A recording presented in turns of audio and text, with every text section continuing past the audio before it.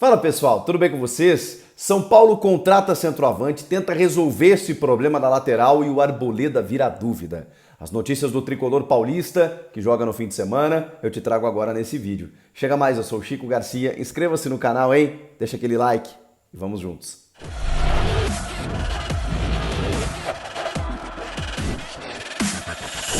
São Paulo contratou um reserva ou um substituto imediato para o Jonathan Calleri ou um jogador até que pode atuar ao lado do argentino. Estou falando do Herisson, ex-Botafogo, que estava no Estoril de Portugal, emprestado pela equipe carioca, e o Coritiba estava na parada, mas a vontade do jogador em defender as cores do tricolor paulista acabaram pesando. E também uma questão de uma dívida que o Botafogo tem com o São Paulo no valor de 750 mil dólares. Houve um abatimento dessa dívida no valor de 350 mil dólares, o equivalente a 1 milhão e 700 mil reais. Esse é o valor do custo do Herisson para o São Paulo, que não obteve apenas o abatimento dessa dívida com o glorioso lá do Rio de Janeiro. Bom, e com isso o Herisson vestirá a camisa do São Paulo até o fim da temporada. O Calleri ainda não marcou gols nesse ano, mas a gente sabe que ele é um titular absoluto e não dá para analisar, embora ele seja um centroavante, apenas pelos gols marcados. É um cara que tem enfrentado equipes mais fechadas defensivamente, bem marcado ele está, e inclusive abrindo muito espaço para os pontas, né, que são os novos xodós do Rogério Ceni, chegarem e conseguirem muito mais finalizações até que o Calleri. Mas a gente sabe da capacidade do argentino, ele briga muito lá na frente, ele abre espaço, ele disputa, ele faz pivô, ele consegue inclusive, digamos assim, atrair a marcação adversária. Então o Calleri é óbvio que é titular, mas o Herisson é um jogador que tem uma característica um pouco diferente. Ele é um cara de muita força física, de imposição, de arranque, de explosão, jogou muito bem no Botafogo e pode recuperar esse futebol, assim, né? Pode voltar a demonstrar esse futebol agora no tricolor paulista. E para a alegria do Rogério Ceni, ele não é estrangeiro.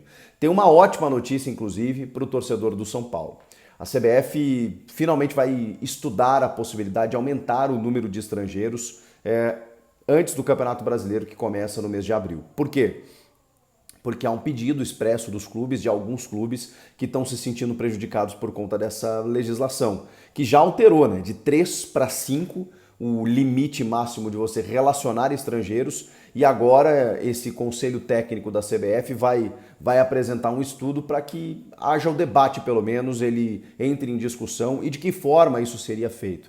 Originalmente a ideia é de que aumente já de 5 para 7 o número de relacionados. Isso vai favorecer muito o São Paulo, que é o clube que mais tem estrangeiros. Eu estava olhando a lista, o Grêmio tem 6, outro clube, um ou outro tem 6 também, a maioria tem 5, que é o limite, então você não perde jogadores, e o São Paulo tem 8.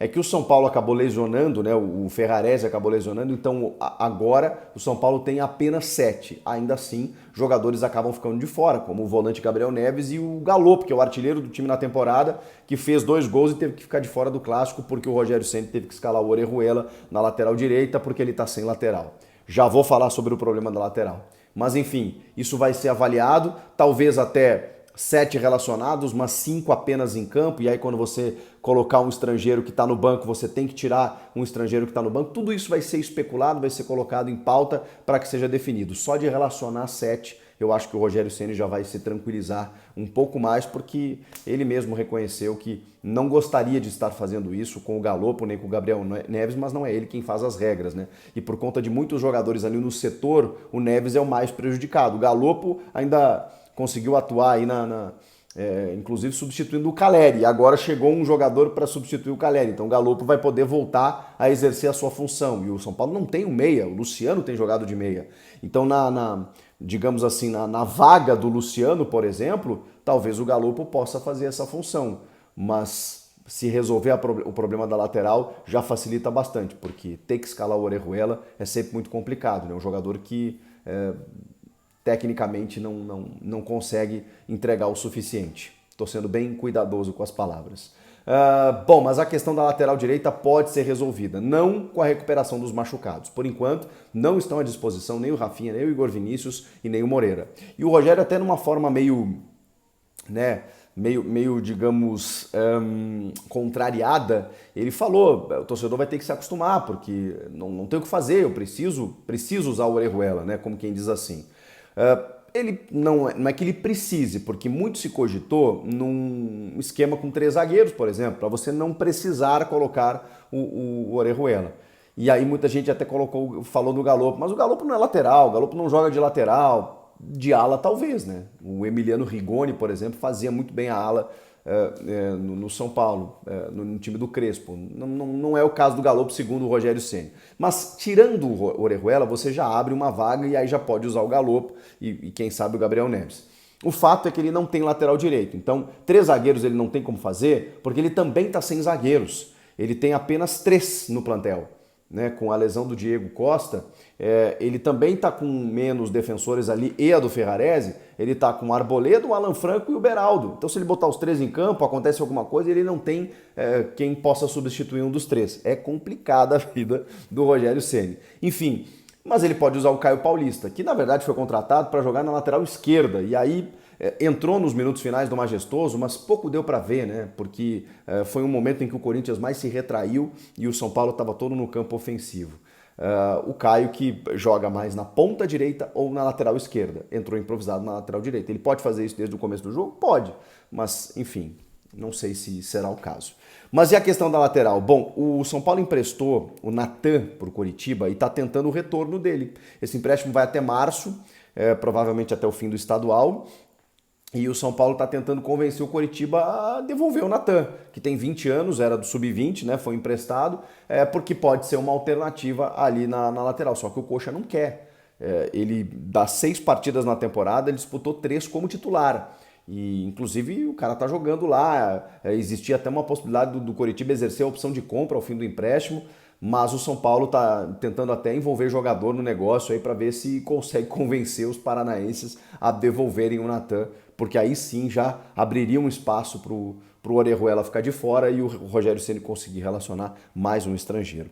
O Arboleda, cara, virou dúvida porque ele tá com uma lesão, uma tendinite no joelho, ele sentiu dores antes do Majestoso, ele foi preservado no jogo anterior. O Rogério Ceni disse que contava com ele para o Clássico, ele jogou o Clássico, só que ele voltou a sentir dores. Então ele pode ser uma dúvida para esse jogo contra o Santo André que acontece no fim de semana. Uma pena, né? Porque aí, de novo, a gente vai viver um novo drama ali na defesa. Porque aí os zagueiros estão definidos, o Alan Franco e o Beraldo. Mas aí para reposição, o Rogério Ceni vai ter que buscar alguém da base, enfim, vai ter que buscar alguma outra reposição, alguma improvisação, porque realmente tá complicada a situação. Afora a questão técnica, né? Porque o Arboleda joga muita bola e ele é imprescindível nesse time do São Paulo. E aí, o que vocês acharam das notícias do Tricolor? Comenta aqui, inscreva-se no canal e eu volto na próxima. Tchau!